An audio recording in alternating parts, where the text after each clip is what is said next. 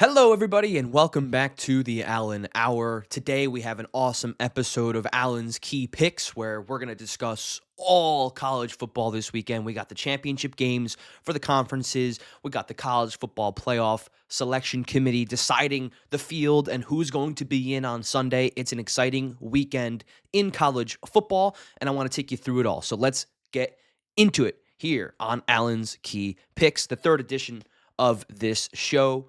And although it has not been the greatest of starts for me, I take that on the chin. I fully plan on bouncing back this week. And I think a couple of the losses that I have had, in fairness to me, have been purely unlucky or have just gone totally wrong.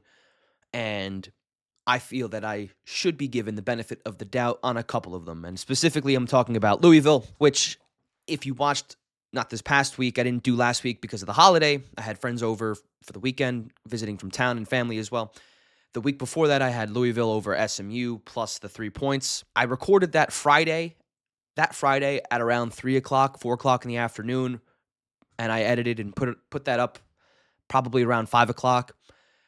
I want to say around 8 o'clock, 9 o'clock at night. That night, Miller Moss gets ruled out because of an injury that he sustained during a weightlifting session where apparently he dropped a weight on his foot or something. So I just want to get out in front of that. I can't tell the future.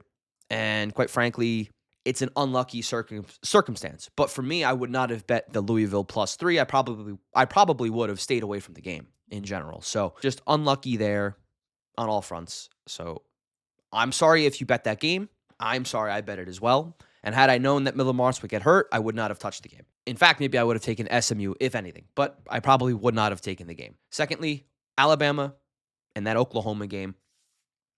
I mean, that was just a tough one to swallow. Oklahoma's defense is for real, and it's a shame, to me at least, from a viewership standpoint, that they're going to end up making it in. The offense is not that great. They're not fun to watch. The defense has brought them this far, and it's upsetting that a team like Vanderbilt will probably be one of the first couple teams out of the field with either Miami or Notre Dame, however that shakes out, and possibly BYU if they lose this weekend. But we'll get into all of that. We have an episode coming out on Sunday. My brother Andrew, my friend and colleague Dan, they'll be joining me on Sunday. We'll break down the college football playoff field. As soon as the selections have come out, we will break it down in a video. We will give our takes on which teams we felt should have been in that didn't make it, what the committee got right and what they got wrong, and which bowl games we are looking forward to looking at the most, or college football playoff games, that is. So without further ado, let's get into this week's picks. And I have quite a few, and it starts with tonight's game on Friday the 5th,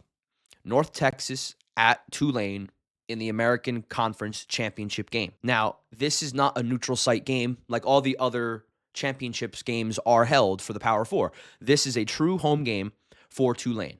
So I know that going in. Couple key points here. So you might have seen both of these teams in the news and the headlines recently. The Tulane head coach John Summerall got hired at Florida, and the North Texas coach Eric Morris, he got hired at Oklahoma State.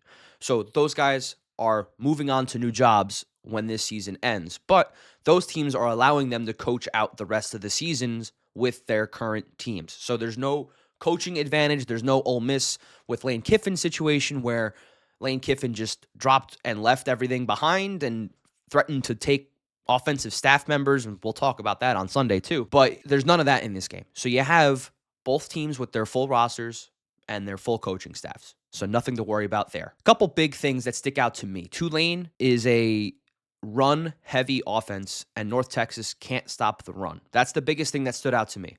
To give you some stats there, North Texas gives up 208 yards per game on the ground. That's an average.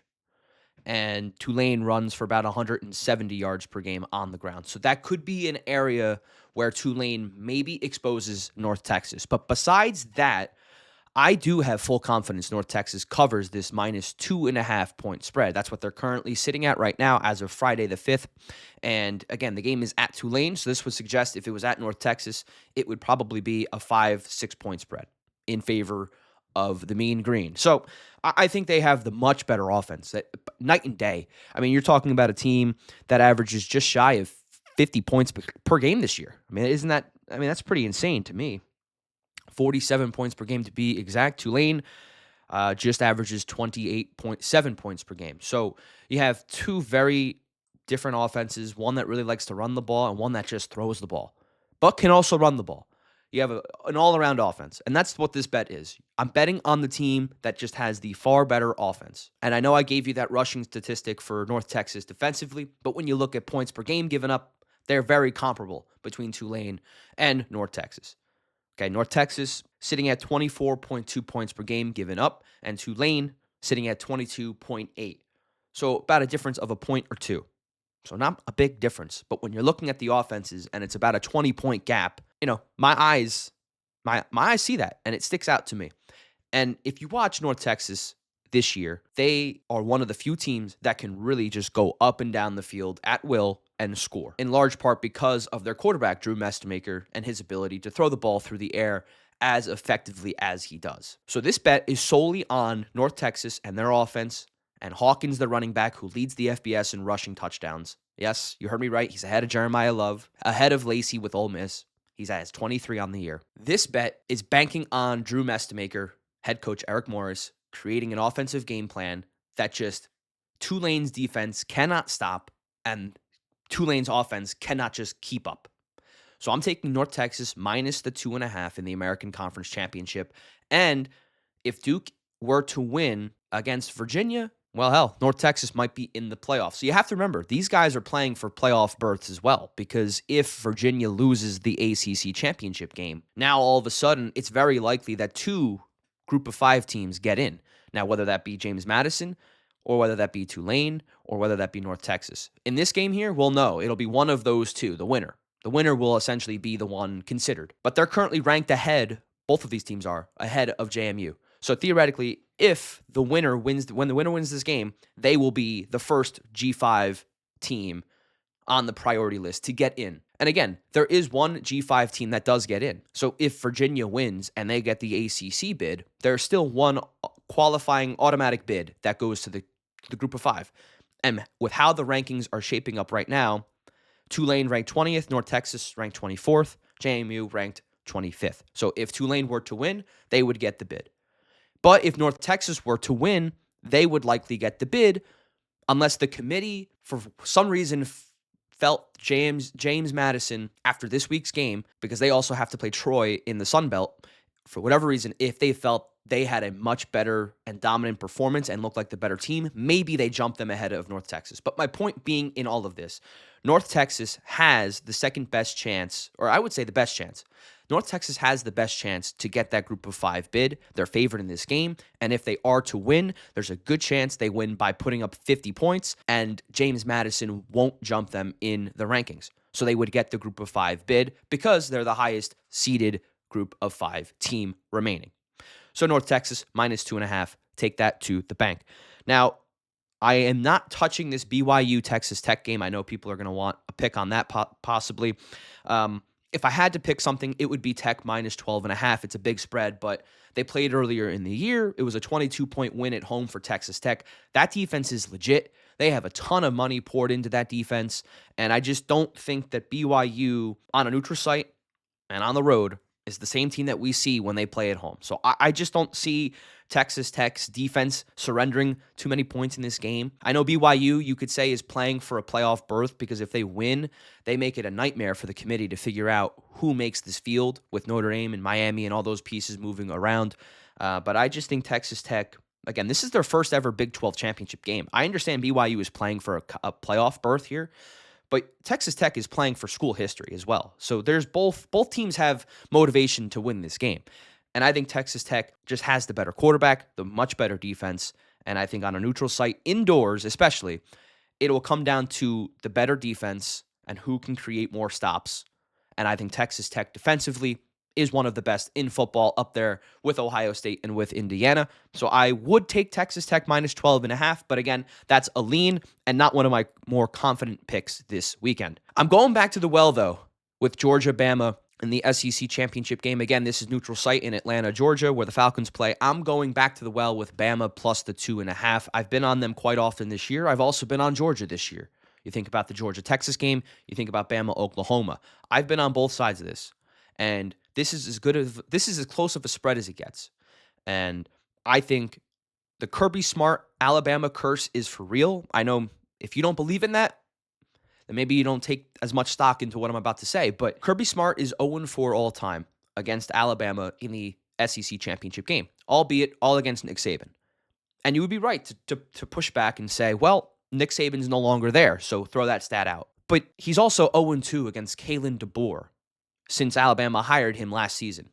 So you mean to tell me that he's lost all 4 appearances in the SEC championship game against Nick Saban, and in 2 regular season games, one at home and one on the road, he's lost both to Kalen DeBoer? I really do think this Alabama curse is for real. I don't know what it is, if he coaches differently, if he coaches not to lose, but it is a for real thing, and I have fully bought into it. But that's not the only reason why I think Alabama covers this spread and wins the game, to be honest. I think they win. I think the reason Alabama lost the game against Oklahoma and lost us our bet in a couple weeks ago on the last episode of this Allen's Key Picks was because Oklahoma defensively up front was able to get consistent pressure on Ty Simpson and was able to get him to make mistakes that we hadn't seen him make all year.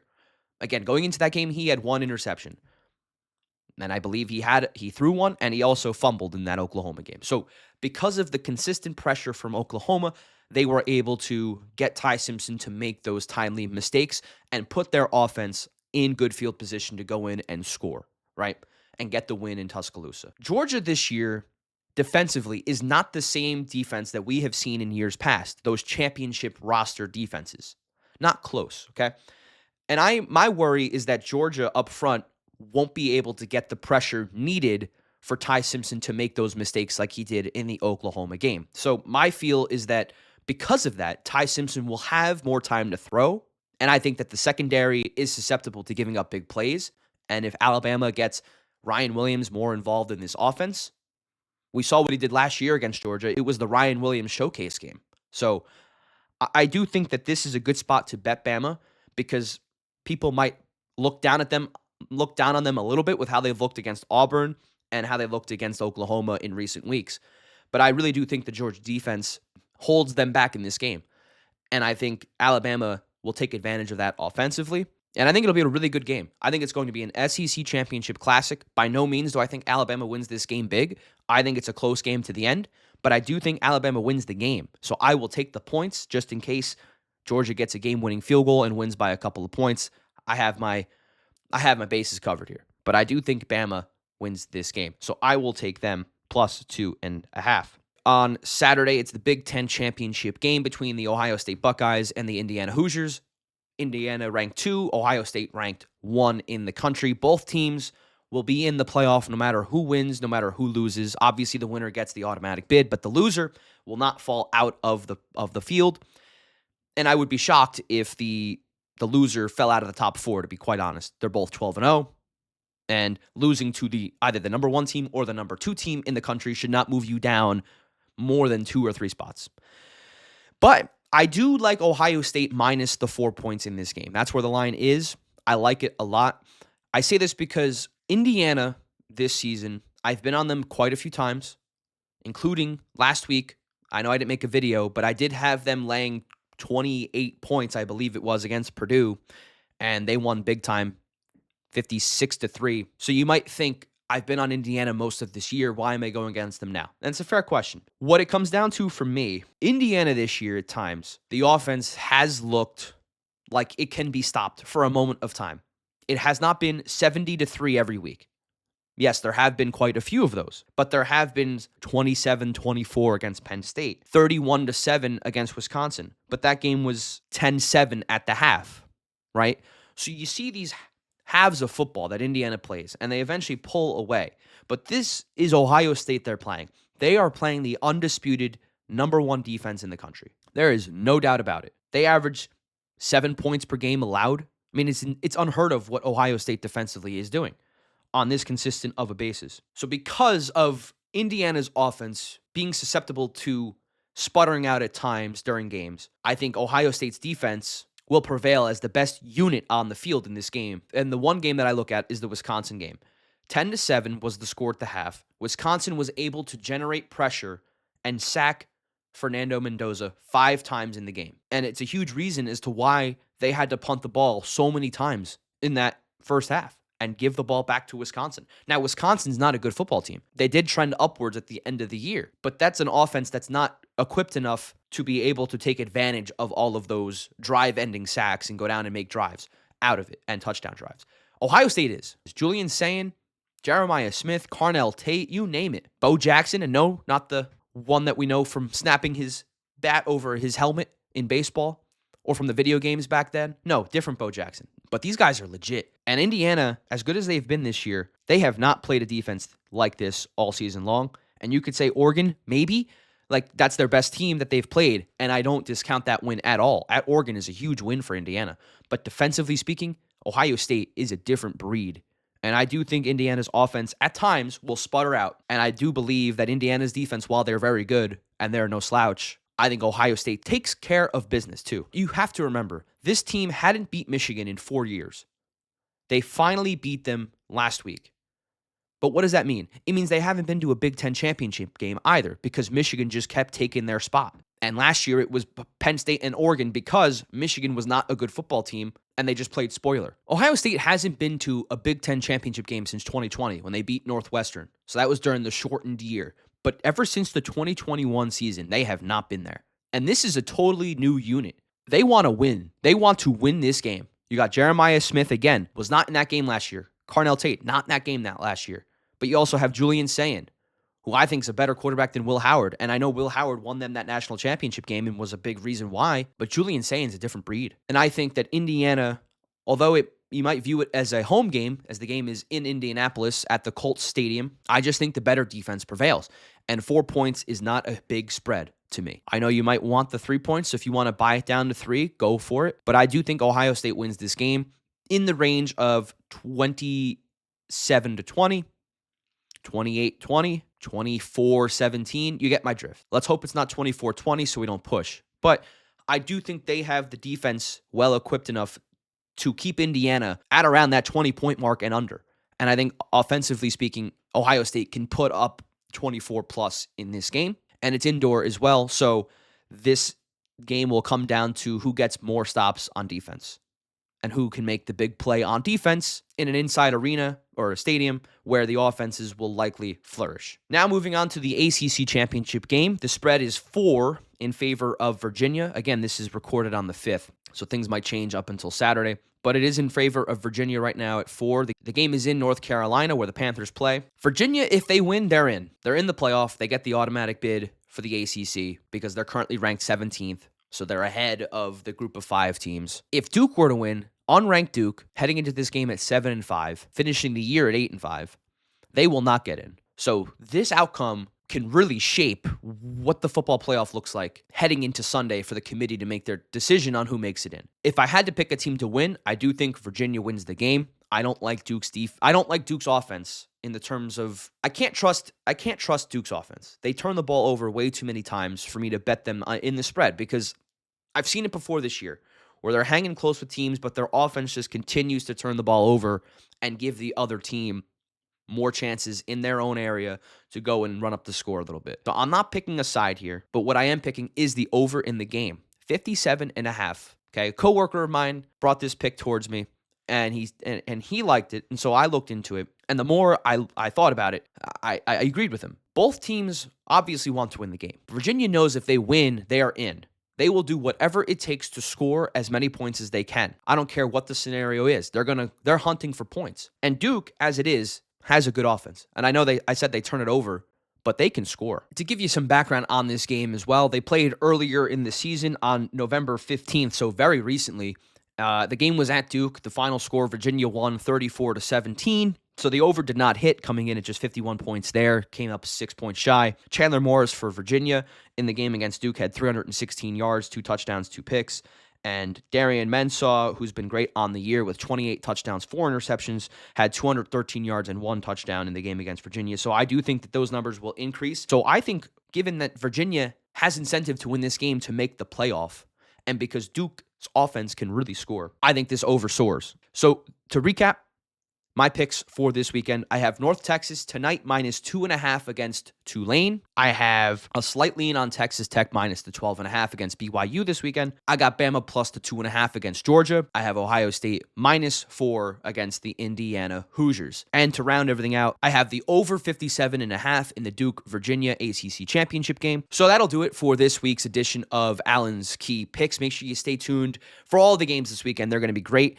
And again, the committee announcing on Sunday around noon what the field will look like after we've seen all the conference championship games, and we'll know right then and there. And expect a video around 3 or 4 o'clock on Sunday where myself, my brother Andrew, and my colleague and friend Dan will all come on here and we'll all discuss what we think the committee got right, what we think the committee got wrong, and which games we are looking forward to most in the upcoming college football playoff world. So do not go anywhere. I appreciate you tuning in. Make sure you stay tuned for Sunday here on the Allen Hour, and I'll see you guys then.